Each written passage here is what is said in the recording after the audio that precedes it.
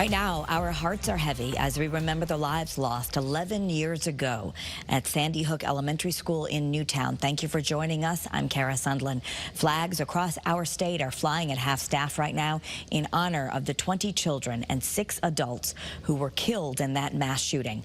One of the first responders who rushed to help that day is Lieutenant Paul Vance, and he's now retired from the Connecticut State Police, but still remembers that day well.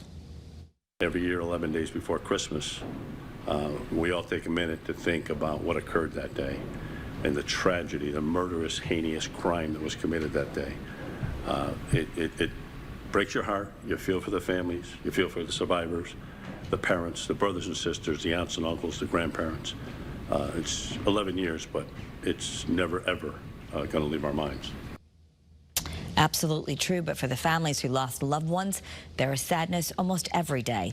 And since the shooting, Connecticut has passed many new gun laws, and schools have improved security. Chief Political Reporter Susan Raff is live in Hartford, where lawmakers passed more gun laws just this year. She's joining us now with more on what has changed. Susan?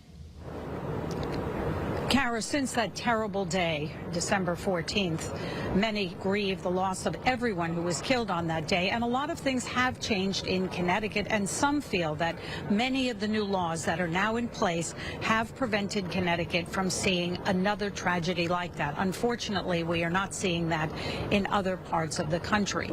Just this year, Connecticut lawmakers passed another round of new gun laws. They strengthened things like red flag laws. They also expanded safe storage and banned more assault-style weapons. Many of the laws that passed right after Sandy Hook made Connecticut a leader. Many say that Connecticut has some of the toughest gun laws in the country. Advocates who support this believe that Connecticut residents want these laws because they want our communities to be safer. First and foremost, my heart goes out to the survivors, to people like Nicole Hockley and Mark Barden, and others who are using this pain to fight for stronger gun laws, for a better future for our children, because we couldn't do it for their children.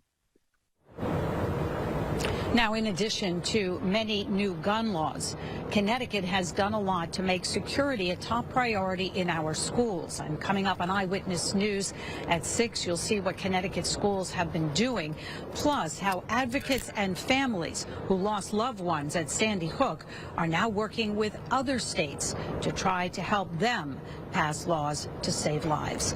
We are live tonight in Hartford. Susan Raff, Channel 3 Eyewitness News.